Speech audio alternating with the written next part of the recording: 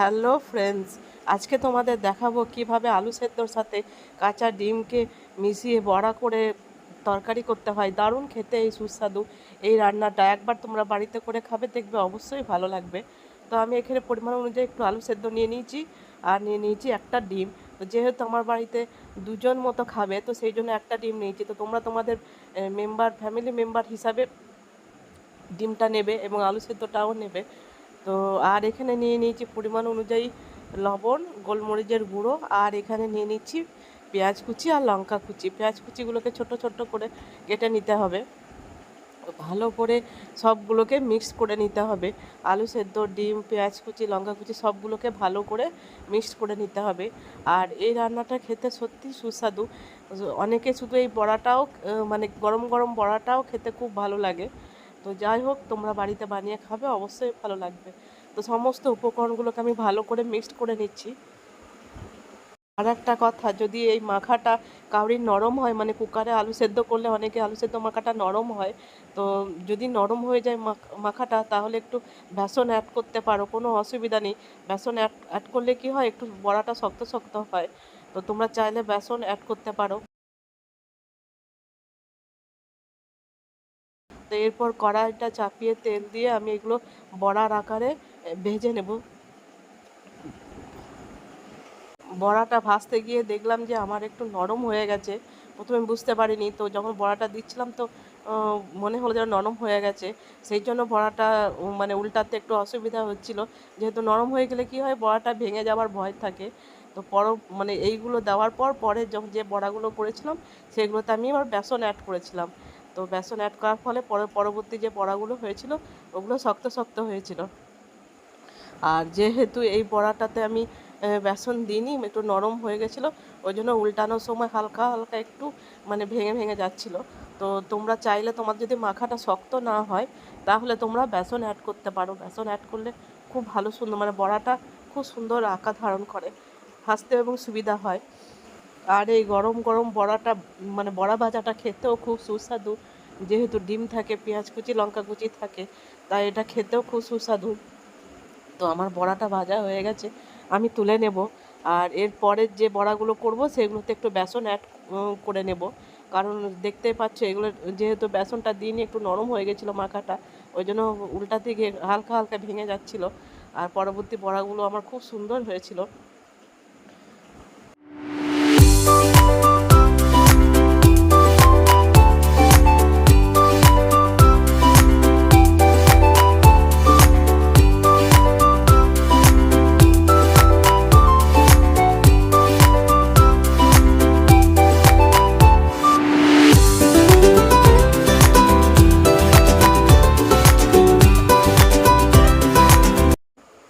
আমার বড়া ভাজা হয়ে গেছে, এবার চলো রান্নাটা করে নিই।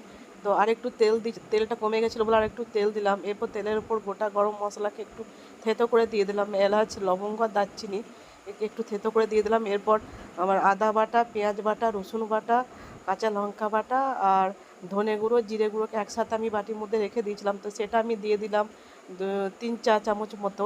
মানে ভালো করে মশলাগুলো মানে মশলাটা ভেজে নিতে হবে তেলের মধ্যে। মনে রাখবে, আদা বাটা, পেঁয়াজ বাটা আর রসুন বাটা, কাঁচা লঙ্কা বাটা, আর ওর সাথে জিরে গুঁড়ো আর ধনে গুঁড়ো। তো মশলাটা একটুখানি নাড়ার পর তারপর আমি হলুদ দিয়ে দিলাম। আর রঙের জন্য দিয়ে দিলাম কাশ্মীরি লঙ্কা গুঁড়ো। যেহেতু আমরা শুকনো লঙ্কা খাই না, সেই জন্য কাশ্মীরি লঙ্কা গুঁড়ো রঙের জন্য দিলাম। আর পরিমাণ মতো লবণ দিয়ে দিলাম, আর দিয়ে দিলাম একটু চিনি। সব উপকরণগুলোকে ভালো করে মিক্সড করে নিতে হবে, মানে ভালো করে ভেজে নিতে হবে, এবং ততক্ষণই ভাজতে হবে যতক্ষণ না মানে তেল ছেড়ে যাচ্ছে। এরপর দিয়ে দিলাম টমেটো পিউরি। সমস্ত উপকরণকে ভালো করে মিক্সড করে নাড়াচাড়া করতে হবে, যতক্ষণ না মশলা থেকে তেল ছেড়ে যাচ্ছে, ততক্ষণ নাড়াচাড়া করতে হবে।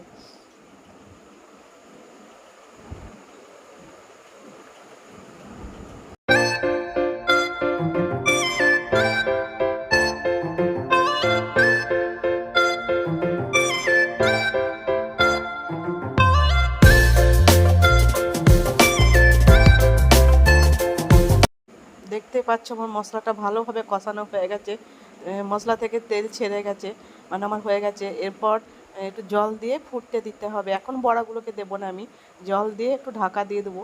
যখন ভালো করে ঝোলটা ফুটবে তারপরে আমি বড়াগুলোকে দেবো। দেখতেই পাচ্ছ আমার ঝোল ফুটে গেছে, আর এখন মশলার গন্ধও থাকবে না, কিচ্ছু না। এরপর আমি বড়াগুলোকে দিয়ে দেবো। আর একটু ঝোল ঝোল টাইপের রাখতে হবে, কারণ ঠান্ডা হওয়ার পর পুরো ঝোলটা টেনে যাবে, বড়ার মধ্যে পুরো ঝোলটা টেনে যাবে, সেই জন্য একটু ঝোল ঝোল রাখতে হবে। তো বড়াগুলোকে দিয়ে আমি হালকা হাতে নেড়ে চেড়ে নেব, কারণ বড়াগুলো খুব নরম হয়েছে, তো বেশি নাড়াচাড়া করলে ভেঙে যাবে। তো সেই জন্য আমি হালকা হাতে একটু নেড়ে চেড়ে নেব। এরপর ওপর থেকে একটু ঘি দিয়ে দেব। আর তোমরা চাইলে গরম মশলা গুঁড়োও দিতে পারো। তো আমার ঘিটা শেষ হয়ে গেছে বলে বোতলটা ধুয়ে ধুয়ে একদম মানে দিয়ে দিলাম। তো আমি যেহেতু তেলের মধ্যে গোটা গরম মশলা দিয়েছিলাম, আর গরম মশলা খুব একটা পছন্দ করে না আমাদের বাড়িতে বলে দেওয়া হয় না। তো যাই হোক, তোমরা চাইলে গুঁড়ো গরম মশলাও দিতে পারো। আর এটা খুব সুন্দর গন্ধ হয়ে বেরিয়েছে, খেতেও দারুণ টেস্টি। তোমরা বাড়িতে বানিয়ে খাবে, অবশ্যই তোমাদের ভালো লাগবে। আর এই রান্নাটা আমার মা করতো, খুব ভালো লাগতো। তাহলে ভিডিওটা ভালো লাগলে অবশ্যই লাইক করো, শেয়ার করো। দেখা হচ্ছে পরের ভিডিও। টাটা।